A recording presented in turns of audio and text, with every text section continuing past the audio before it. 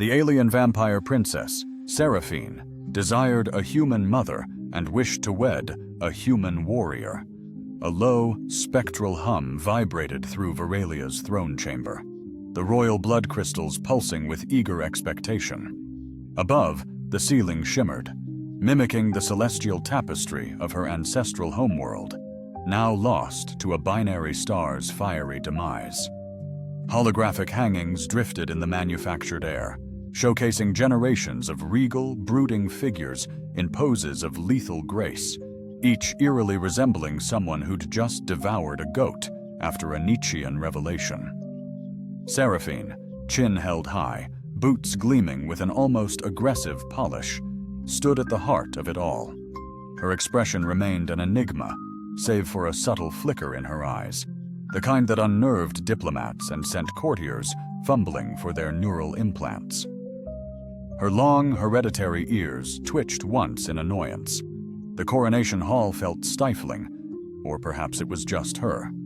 Then, by decree of the Council of Houses, by the blood of the ancients, and by the honor of Empress Lisaba, the undying May, her cheekbones forever remained sharp.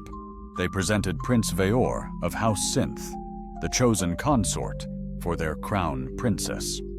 Polite, almost bored applause filled the space, save for one noble in the rear who clapped with genuine gusto, only to be nudged sharply by his spouse. Veor advanced, striking a pose that suggested he was gracing the cover of a dangerously eligible calendar. His gleaming white armor clung to him as if liquid-molded, and his fangs, capped in platinum and subtly bioluminescent, were showcased to perfection. He offered a bow, deep enough for reverence, but not so much as to disturb his coiffure. "It is my deepest pleasure," he murmured, his voice like aged velvet, "to pledge myself to the princess, to strengthen our bloodlines in a union that will—" He paused, and then the sentence fractured. "I want this human mom." The declaration struck the hall like a physical impact, not metaphorically.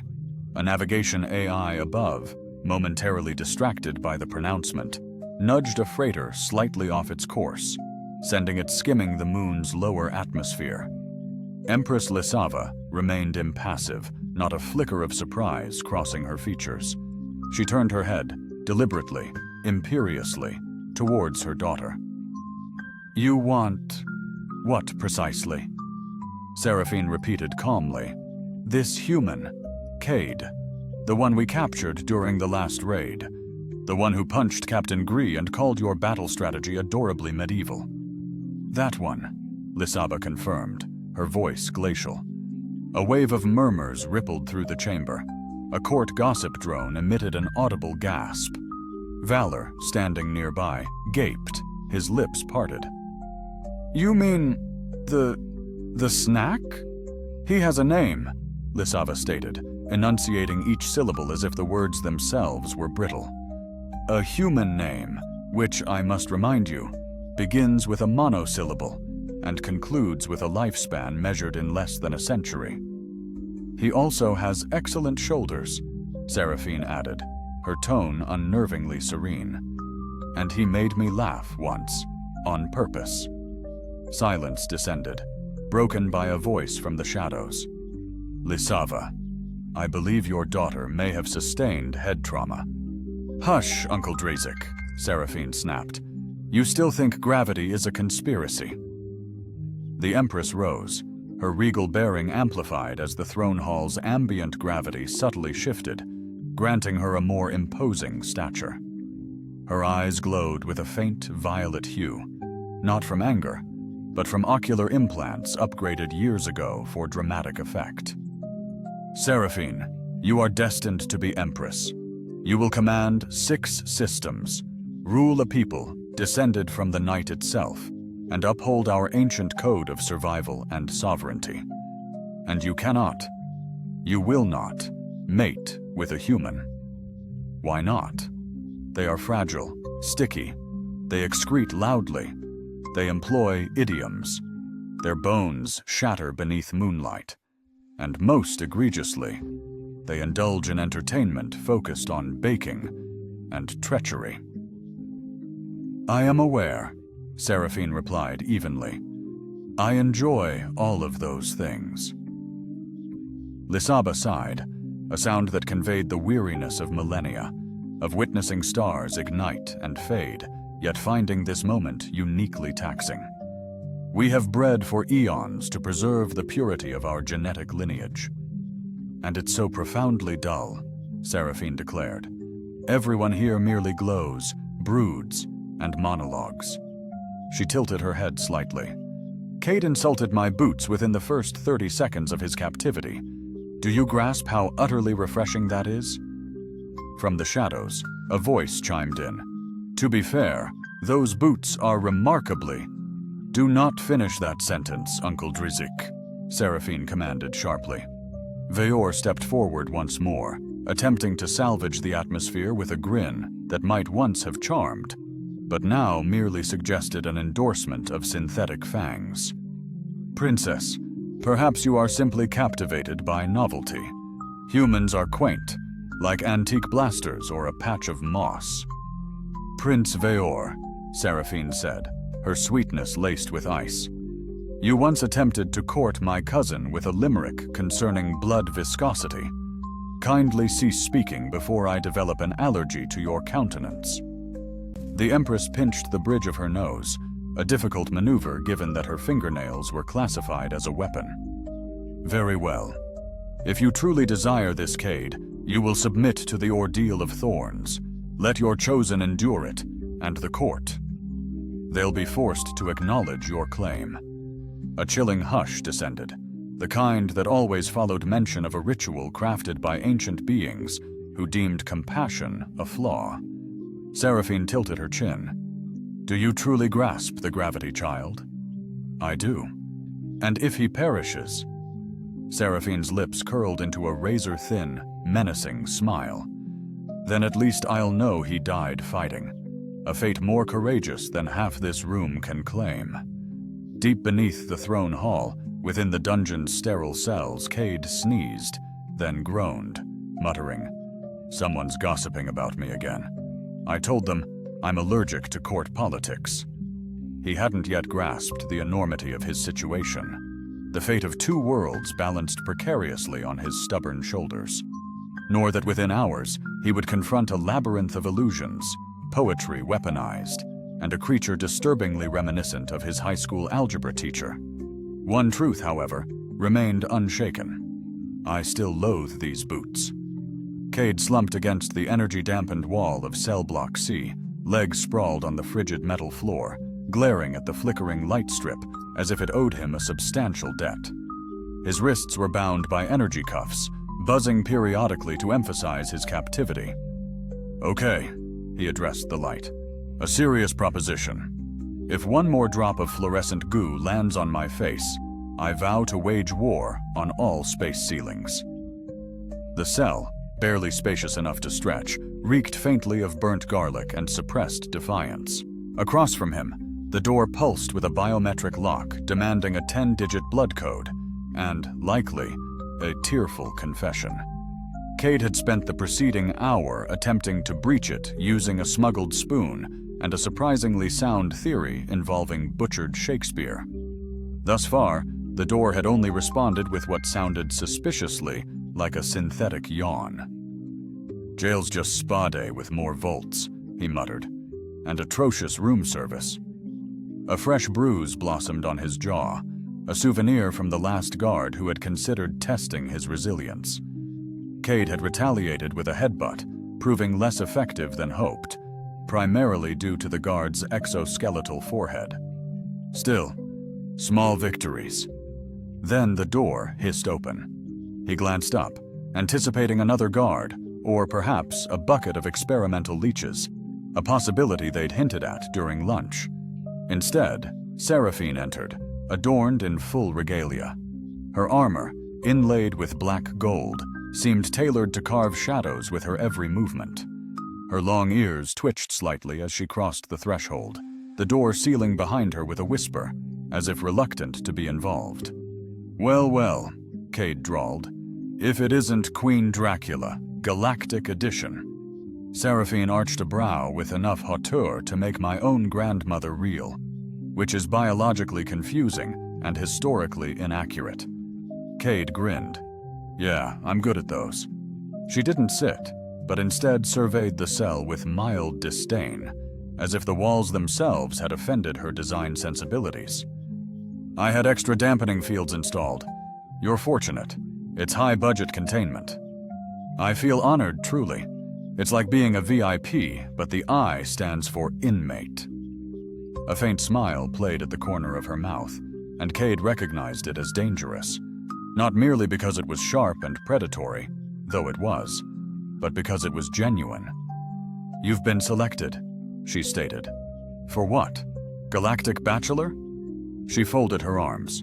The ordeal of thorns. He blinked. Ah, that's not a spa package, is it? It's a trial. Well, obviously anything with ordeal in the title isn't exactly light entertainment.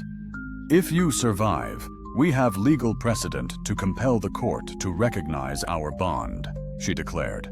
Even the Queen can't refuse it. Cade stared, processing. Wait, hold on. Our bond? As in you informed your murder vampire space mom that you want to marry me? She was unimpressed. Oh, I bet she was. He rubbed his hand over his face. Lady, I called your general a glorified vending machine and broke your palace's fish tank. They were war eels, she corrected, and they deserved it. He looked at her, really looked at her, the way you do when you realize someone might be just as insane as you, only prettier and possibly stronger. You're serious? I don't waste my time on jokes. That's your specialty. Cade leaned his head back against the wall. So this ordeal of thorns you mentioned, it's a trial. What kind? Obstacle course? Gladiator match? Endless bureaucracy? A little of everything. It's a psionic labyrinth, generated by an ancient Ilari core. He blinked. Ilari? Those extinct psychic squid things? Yes, very stylish, very unstable. The trial feeds on your mind, your fears, your memories, your insecurities. It creates personalized challenges. To survive, you must conquer your own key weaknesses. That sounds healthy. He paused. Also terrifying, but mostly healthy. If you survive, they can't deny us. If you die, well, I suppose we return to Valor and his excessively shiny cheekbones. Cade groaned. Don't tempt me to fake my death. She stepped closer then, and the room seemed to shrink, not because of her height or the armor, but because of her eyes. Something ancient lingered, an echo of galaxies consumed, yet it still found amusement in his pathetic jokes. I'm not asking you to secure victory for the court, she murmured, her voice laced with unexpected vulnerability. I'm asking you to struggle, because I chose you.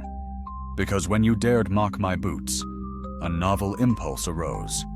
I didn't want to eradicate you. Cade's brow furrowed. That's your expression of affection? Precisely. Derision coupled with selective clemency. He sighed, a puff of air escaping his lips. Fine, I'll partake in this madness. But should I perish in a labyrinth constructed from my own inner demons, I swear, I will haunt you relentlessly. And trust me, you wouldn't be the first. The cuffs released with a silken hiss. She began to turn away, but he called out, Wait! What transpires if I succeed? Without turning, she stated coolly, Then we etch our names into history and possibly share a kiss before 1,000 utterly scandalized nobles. Cool, he mumbled. No pressure. Moments later, flanked by guards whose eyes suggested they were barely clinging to sanity, Cade was led through the palace's heart, towards the trial chamber. The door loomed, a black monolith bearing a single, slowly rotating eye. The AI guardian spoke, its voice devoid of warmth. Welcome, Subject Cade. Do you accept the terms of the Ordeal of Thorns? He scratched his neck. Do I get a safe word? Standard galactic, yes.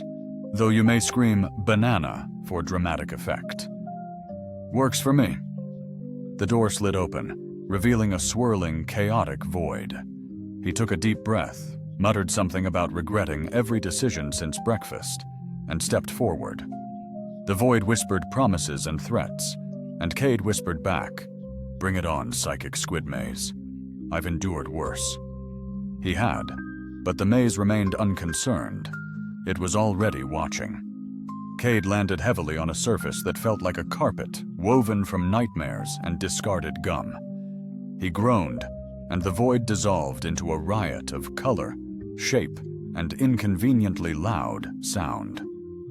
For a fleeting moment, he wondered if the ordeal had deposited him into an alien nightclub from the year 3220. Then, a pair of whispering trees tried to sell him insurance, and he thought, "This is absolutely a hallucination." The sky pulsed with hues that shouldn't exist, yet his brain helpfully labeled it mildly nauseating grape with a hint of existential dread. He stood, brushed himself off, and turned slowly. The landscape shifted, refusing to stabilize. Mountains melted into meadows. Meadows became libraries where the books seemed to stare.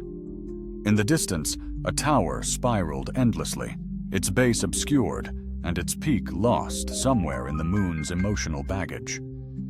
"Okay," Cade muttered. "Either this is the trial maze, or I'm trapped inside a prog rock album cover." A voice echoed around him, not loud, but omnipresent, and dripping with judgment for his fashion choices. "Initiating Level 1 Psychological Mapping. Welcome, Cade Renner. Your first challenge, regret." He groaned. "Of course. Why not start with the fun stuff?" The landscape twisted violently. The ground cracked, a tremor running beneath his feet like an irritated earthworm. Shapes rose from the dust. He squinted as they solidified into 3 figures, all versions of himself. One was clad in a military uniform, crisp and decorated, with blood staining the collar. Another wore civilian clothes, his hair neatly combed, a hopeful glint in his eyes, fresh out of basic, probably still believing in authority. The third was bruised, his eyes haunted, his hands trembling uncontrollably. "Great," Cade sighed. "My own personal regret committee." The uniformed Cade stepped forward, arms crossed. "You remember the mission on KV-9? The one where you hesitated, and they died." Cade shot back. "I also remember the part where Command fed us faulty intel. That hesitation still costs time," the uniformed Cade said. "And time costs lives." Hopeful Cade stared at the ground, murmuring, "I thought we were heroes." Shaky Cade whispered, "We're broken." Cade looked at them all, at these versions of himself. "You guys rehearsed this, huh?" Uniformed Cade didn't flinch. "What are you going to do about it?" Cade scratched his head. "Probably make a joke, deflect emotionally, power through with sarcasm, maybe punch something." Hopeful Cade looked up. "What if that's not enough?" Cade smiled, just a little. "Then I keep trying anyway." The 3 figures shimmered, the ground cracking beneath them, swallowing them in a burst of blue-white light. Level 1 complete. Progressing to Layer 2. Challenge. Identity. "Oh, come on," Cade groaned as the world dissolved again. "Can't I just fight a space bear or something this time?" He landed in a room, not a dreamscape, not a battlefield, just his bedroom back on Earth. The posters were still on the wall. Old sci-fi movies, rock bands, and that one motivational quote that made sense at the time, but now felt deeply ironic. "Be the hero of your own story," he read aloud. "Right. Tell that to the alien labyrinth." The bed creaked behind him. He turned. Sitting there was his mother, or rather not his actual mother. This version glitched around the edges, as if reality couldn't quite remember how she looked. But the eyes were right. Warm, sad, tired. "You always ran from yourself," she said, "even when you were little." You built walls before you even knew why you... Building them, I never imagined I'd face an analysis from Hologram Mom today, he replied. Pretty sure I signed a waiver, she responded. Then why are you here? To prove something. To survive. That's an excuse. What's the real reason? He looked down, fists clenching. Because she believed in me. Who? Who? He whispered. A pause. The bed vanished, walls fractured, the floor plunged. He tumbled through a vortex of memories. Childhood training, battlefield cries, the flash of Seraphine's eyes when she chuckled at his bad jokes. The voice returned. Layer 2 complete. Commencing final layer, fear. The world fell silent, unnervingly so. He stood on a black platform in an infinite dark. No stars, no walls, just one door, floating freely, creaking open slowly. Cade stepped forward. Inside was a mirror. He approached it wearily. His reflection remained still, then it smiled and stepped out, mirror Cade. Taller, bulkier, eyes glowing faintly blue, possessing an unnatural clarity that screamed enhancement. He wore armor Cade didn't recognize, alien tech fused with sleek imperial design. I am what you could have been, the reflection stated, if you'd embraced the enhancements, accepted their offer. No weakness, no pain, just power. And no humanity, Cade countered. Mirror Cade sneered. You cling to weakness and call it soul. That's why you lose. That's why she'll die. Loving a man never good enough. Cade moved swiftly, his punch landing first. The ensuing fight was brutal. Mirror Cade was tireless, relentless, fighting like a machine engineered for victory. Cade bled, he laughed, and each laugh fueled the reflection's fury. Finally, he grabbed Mirror Cade's arm, twisted, and slammed him into the platform. I'm not perfect, Cade gasped, but I'm real.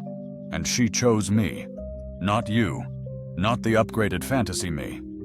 The mirror shattered. Light surged around him. Final layer complete. Trial successful. Candidate alive. Cade collapsed onto his knees, laughing, then yelled, "Banana!" just for the sheer audacity of it. The void dissolved, and Seraphine stood at the exit, arms crossed, relief warring with an attempt at composure. Took you long enough, she said. You should see the other me, he groaned. Behind her, nobles and generals gathered, their shocked whispers rippling through the court like static. But Seraphine stepped forward, took Cade's hand, and turned to face them. I choose him. The queen narrowed her eyes. The court erupted. Cade leaned in and whispered, You owe me a drink, and possibly an exorcism. She smiled. You've earned both. Cade settled into a throne that was more of an ornate perch, crafted from polished obsidian laced with plasma veins that pulsed with royal moods, apparently often, judging by the brilliance radiating from Seraphine beside him. She sat on her own throne, leg crossed, exuding regal impatience. They were in the Hall of Ascension, a name Cade found more befitting a cult gym than a royal chamber. But the architecture was breathtaking. Massive star steel archways, suspended gravity lanterns casting impossible colors, and a ceiling mirroring the live galactic sky. It felt like occupying the heart of a stylish wormhole. The nobles continued their loud dissent. A human, Your Majesty? A Terran soldier? Not even a hybrid? This violates at least 8 articles of the Blood Compact. 9 with the footnote. Cade leaned toward Seraphine. Should I be flattered or worried that I apparently violate a legal document just by breathing? She didn't look at him. You'd violate more if you started talking. Oh, excellent, Cade quipped. My specialty. One noble, whose ears curled like expensive antennae, stood, slamming a gloved fist on the ceremonial table. This is an outrage! A political circus. He is beneath the dignity of the throne. Cade rose slowly, brushing imaginary dust from his borrowed ceremonial tunic. Actually, I checked. I'm about 5 centimeters taller than it, so technically I'm above the throne's dignity. A horrified gasp spread through the room like perfume sprayed over a funeral. Seraphine sighed. This is what I warned you about. You said be myself, Cade reminded her. This is myself, but cleaner. Queen Nisara, who had remained silent, watching Cade as if contemplating his exile, execution, or perhaps marriage counseling, finally rose. Every voice ceased. The ordeal of thorns has been passed, the Queen stated, her voice calm, cold. That cannot be undone. But it does not mean we must accept this union without scrutiny. Cade raised a hand. Do I get a say in this scrutiny? Or is it more of a watch and be threatened kind of thing? Nisara ignored him. A trial of bonding must be performed. The rite of Sis Cade. A searing mark, a fiery echo, marked Seraphine's skin as she turned. A painful tradition. Wonderful, Cade muttered. Can't wait. Is there a waiver? The Queen continued. You'll face a fusion trial, mental, emotional, and briefly biological. Cade frowned. Define briefly. The court's laughter, sharp and unkind, echoed. Seraphine squeezed his hand, her touch unnaturally cold. Later, in the preparation chamber, Cade stood shirtless before a mirror. A small droid buzzed, its laser needle implanting gold-threaded sigils, its passive aggression palpable. Stop flinching, it droned. It ruins the symmetry. You're stabbing me with hot magic spaghetti, Cade retorted. Excuse my sensitivity. You have over 300 scars, the droid stated. I fail to see the problem. That's because you lack nerve endings, he growled. Seraphine entered, adorned in ceremonial armor shimmering like a supernova on holiday. She eyed his bare chest. Is that symbol crooked? Cade sighed. Don't encourage it. You're almost ready, she said. Then we step into the synchronization prism. Great, Cade quipped. I've always wanted to enter something named Prism. Very secure, very safe, she assured him. She touched a golden symbol, which pulsed briefly. This rite is about resonance, she whispered. We open our minds, share thoughts, no hiding. Okay, Cade responded. Just a heads up. I once devised a battle plan using burrito metaphors. I'll survive, she smiled. They entered the prism chamber, the air thick with charged particles. Crystalline walls sealed them in as a deep, ancient hum began. The droid announced, Mental fusion, commencing. Light exploded. Cade's thoughts unraveled, threads of memory pulled and woven into Seraphine's. Her first battle, her lonely childhood, her terror of power.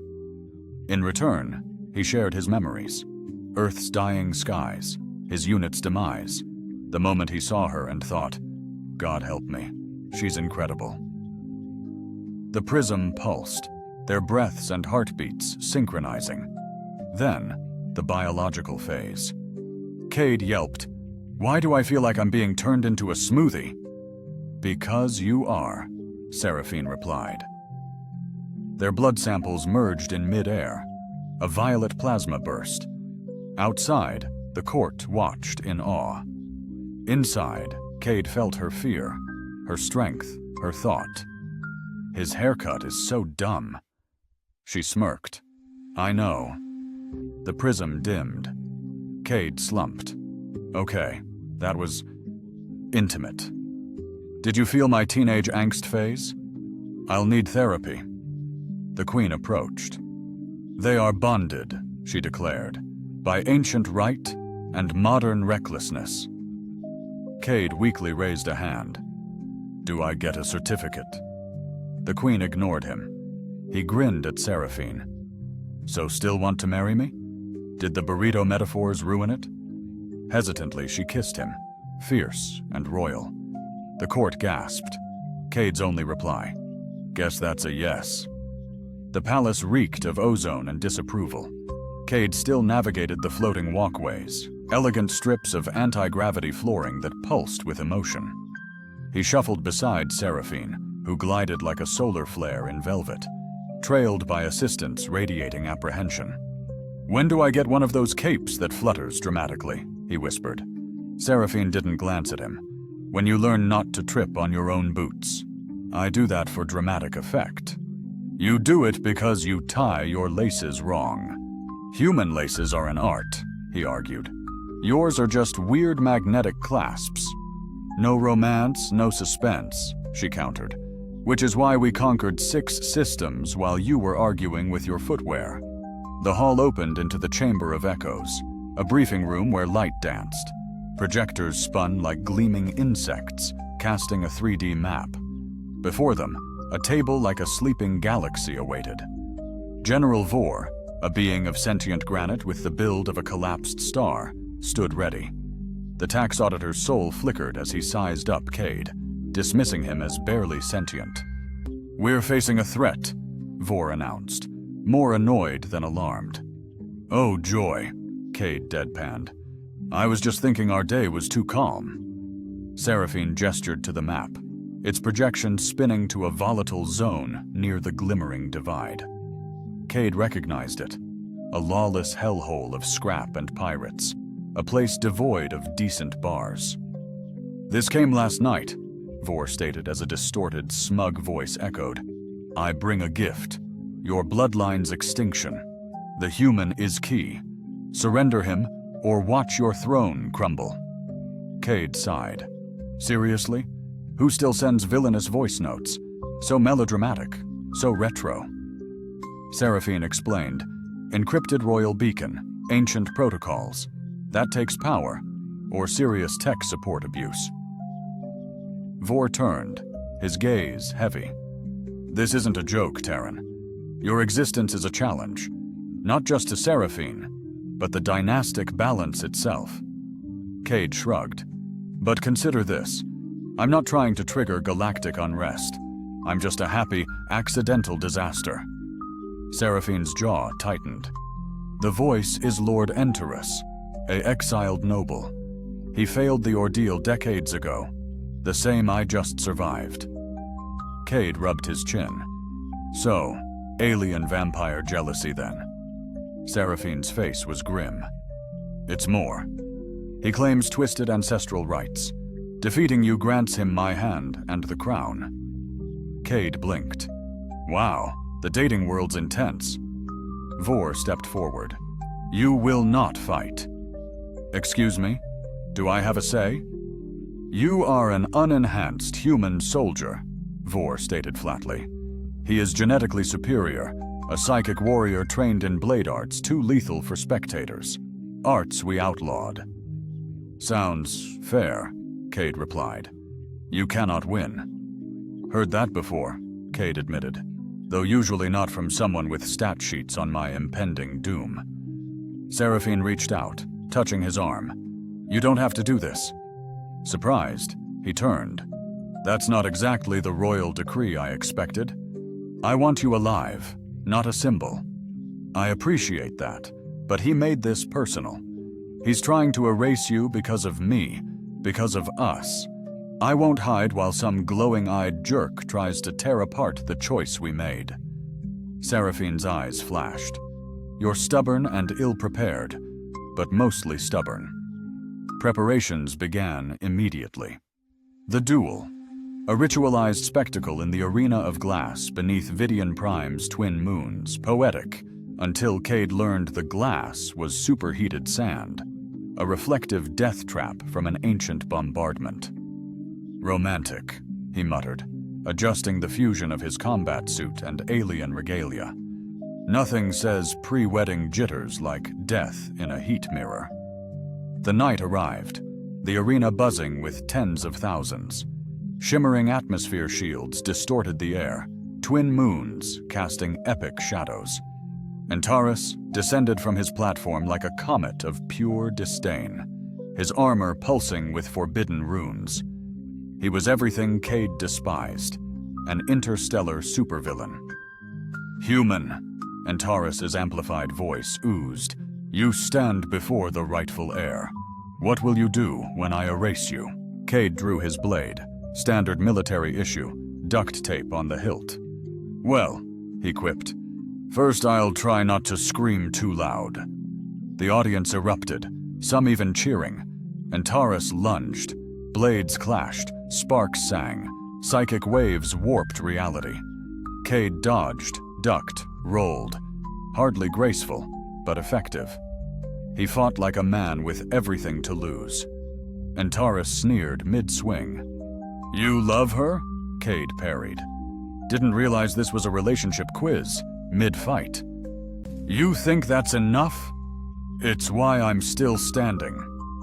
Cade landed a blow, drawing blood. Antares roared. The crowd gasped. Cade staggered back, sweat stinging his eyes, blood in his mouth, but still on his feet. "You cannot defeat Bloodline," Antares snarled. "I don't need to," Cade replied. "I just need to remind her that she gets to choose." As the moons aligned, Seraphine's image blazed above them, projected onto the reflective sands. Her voice echoed, clear and strong. "I choose him," Cade smirked. "Seriously need that cape now." Cade wasn't sure how he won. He remembered falling, rolling, punching a genetically enhanced nightmare with a glorified kitchen knife. There'd been fire, light, maybe just his vision shorting out because Antares hit like a meteor with personal grievances. But somehow, impossibly, Cade was still standing. Still propped on his sword, blood streaking his lip, ribs screaming like a union strike. Toros had crumpled, a monument to regale failure. His arm bent at a grotesque angle.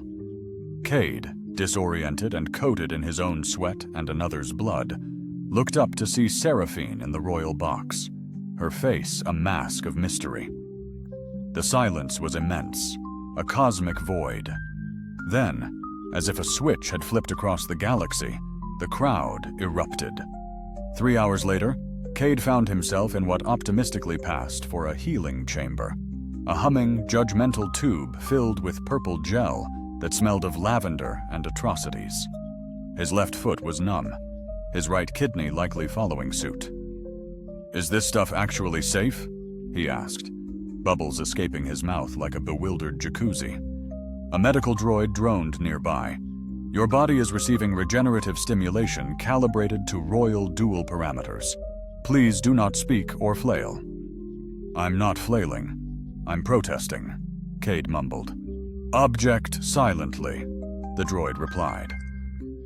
The chamber door hissed open, and Seraphine entered, still in her ceremonial armor. Her expression softened from regal fury to a tenderness that hinted at worry. She paused, observing the floating wreck that was Cade. "You look dreadful." He managed a wobbly gel-covered hand wiggle. "Thanks, I was aiming for galactic stew." She moved closer, arms crossed. "You fought like a madman." "Is that royal for bravely?" "No," she said. "It's royal for... What were you thinking?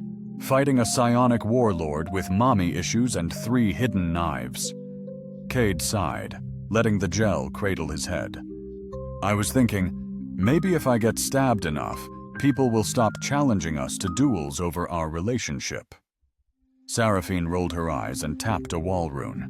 The gel drained, leaving Cade rotating like a bewildered rotisserie chicken before he was deposited onto a soft platform with a gentle squelch. He groaned, lying there. "Please tell me we're not making ritual combat a tradition. I barely survived this one." "I had to fend off 3 assassination attempts while you were healing," she said casually, handing him a towel. 2 by drone, 1 by a very aggressive fruit basket. He blinked. "Please tell me the basket was sentient." "Just poisoned," she replied. "But the melon was insultingly overripe." Cade sat up, toweling off the goo. "So what now? Is there a honeymoon suite, or do we have to dodge more nobility with pointy objections?" She paused, her expression serious. The court is divided. You've won the right, my declaration stands, but Tauros's supporters aren't conceding. There's talk of invoking the archive clause. Cade tensed. Okay, that sounds either like a very dusty book club or a galactic lawsuit. The clause allows for a secondary review, she explained. Not legal, not martial, historical. They want to test if our union aligns with recorded destiny. He squinted. We're being judged by ancient prophecy? Seraphine nodded. They'll summon the archivists and access the Nebula Codex. Cade groaned. Why can't we just go on a normal date? Dinner, a hoverbike ride. I promise not to crash into any monuments. Normal people don't marry vampire royalty on the eve of political collapse. Point taken. 2 days later, they stood within the Celestial Vault, a cavernous expanse beneath the capital's core moon, tended by bizarre, ancient beings of translucent logic and poor social skills, floating lights with wind chime voices and volatile moods. The Codex, they were told, revealed that the future of the Blood Throne hinged on a paradox of love and ruin. Cade leaned closer to Seraphine. Do they always talk like fortune cookies? Worse, she whispered. They think in riddles. Another archivist drifted past. The path splits. One leads to extinction, the other to evolution. Both are entwined in the human anomaly. Cade raised a hand. Hi, anomaly here. Can I get that last part in less cryptic terms? The archive pulsed. You are a variable unaccounted for, a glitch in dynastic probability. Your presence rewrites ancestral algorithms. Seraphine frowned. But does the Codex approve?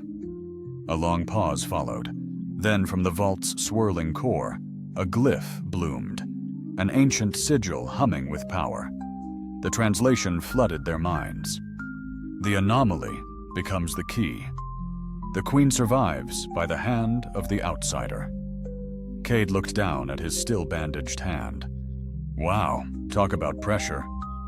The archivist floated back, its light dimming. Approval given, but danger remains.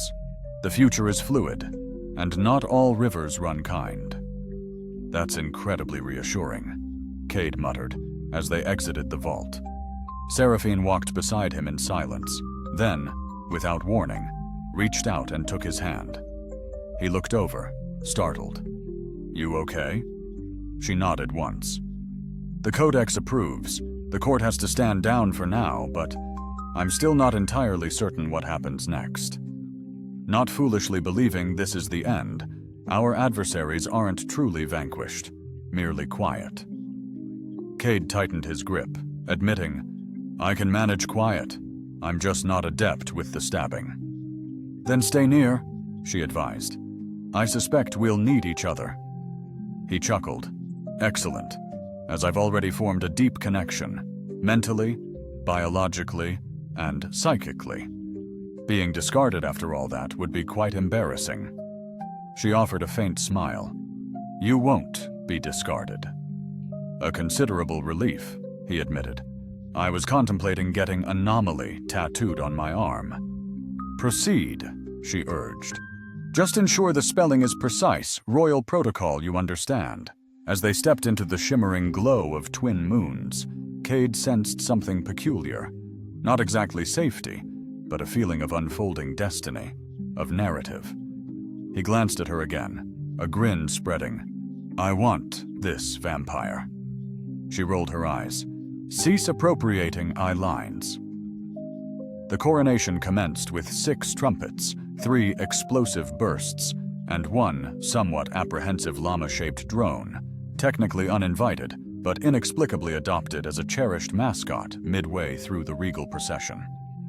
Cade observed from the edge of the grand dais, clad in the official consort's attire, which featured more shoulder padding than he deemed necessary, and boots so polished they threatened to blind onlookers on the upper balconies. He still hadn't quite adjusted to the royal consort designation. It made him feel like a particularly flamboyant appetizer. However, considering he'd been dodging psychic projectiles and labeled an anomaly by ancient, sentient illuminations merely 2 weeks prior. He conceded that circumstances were improving. Seraphine stood at the epicenter, framed by solar banners and the watchful lenses of galactic press drones.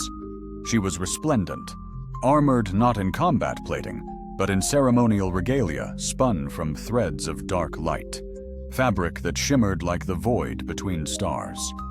Her elongated ears, previously concealed for diplomatic reasons, were now adorned with tiny, glistening solar stones, a proud testament to her heritage.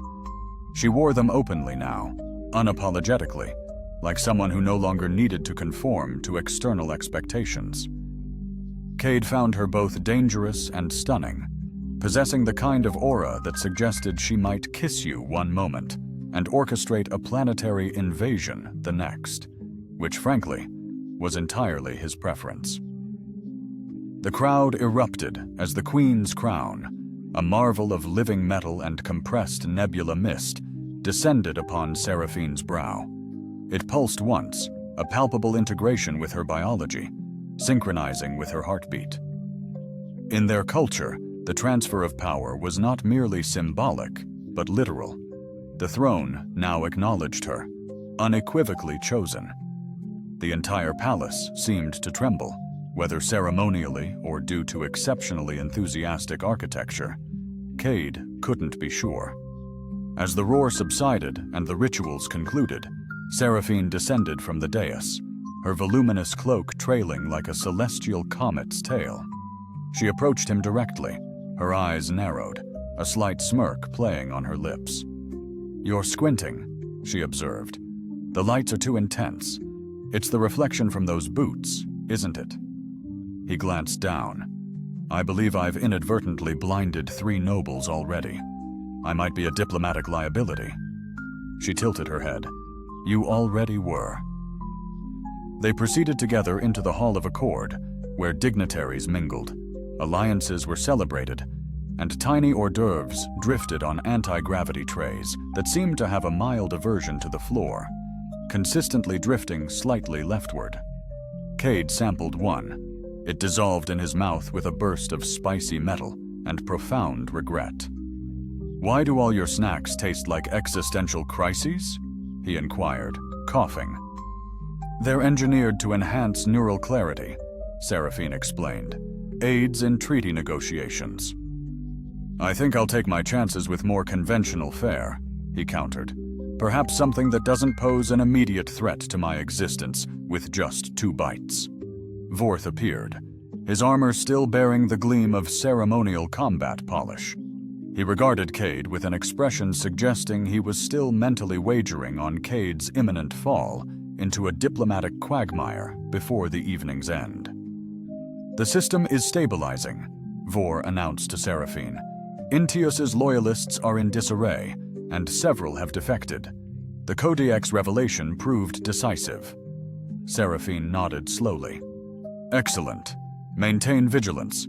Even allegiance secured through prophecy has a finite lifespan." Vor's gaze shifted to Cade, who offered a cheerful thumbs up. "I still dislike you," the general muttered. "I know," Cade replied, "but that only makes my eventual success more enjoyable." Vorth departed, likely to find someone with actual authority to glare at. Later that night, they stood in solitude on the palace's solar balcony, observing the aurora bloom above the cityscape. The energy shield hummed softly overhead, occasionally illuminated by streaks of shooting stars. Below, the streets pulsed with light. Celebrations, parades, hovering floats sculpted into the royal crest, and one remarkably off-key marching band, attempting its best with alien bagpipes. "You know," Cade mused, arms crossed, "it's peculiar. A month ago, I was raiding your convoy, then I was your prisoner, then your bedmate, and now your balcony." "You omitted the arena," she interjected, "the part where I nearly perished for romance." "You've done it twice," he retorted. "I'm a sentimental fool." A deep, heartfelt chuckle filled the air. a warmth surpassing any artificial heater. "I thought you'd flee," I mused, "but you're unforgettable." She turned, a tender light in her eyes. "You changed everything, Cade. Not just here, not just for me, but for the entire dynasty, for the people. Hope's been rekindled." He shifted uncomfortably. "I didn't do much. Mostly got pummeled, cracked a few awful jokes, fell head over heels for a vampire princess, and stubbornly refused to let go. I'm relentlessly persistent." Leaning closer, she whispered, "That's what I adore about you." He blinked, stunned. "Wait, did you just say that again?" "No, come on, I will. If you survive the banquet without staining your tunic. That's cruel." She took his hand. "That's love." They stood in quiet bliss as the festivities swirled around them, the stars slowly turning above. Cade reflected on the whirlwind, the duels, the prophecy, the impossible, breathtaking pull toward someone who should have been his sworn foe. He wasn't just a soldier, not just a survivor. He was interwoven into something vast, extraordinary, profoundly meaningful. He glanced at Seraphine. Her gaze was fixed on the horizon, already strategizing, next war or wedding. "You know," he said softly, "we never actually had a proper first date." An eyebrow arched. "Fancy one now?" "Perhaps. Something peaceful, a little less murderous. We could commandeer the royal cruiser, park it on the moon's dark side, and watch the binary stars. Sounds idyllic. My playlist, though?" "Deal. It's worth a shot." Her kiss was fleeting, warm, utterly certain. Pulling back, her eyes glittered. "Let's rewrite the galaxy," she declared. Cade, a man who'd never believed in fate until she'd burst into his life, fangs bared and fire in her eyes, simply smiled. The end.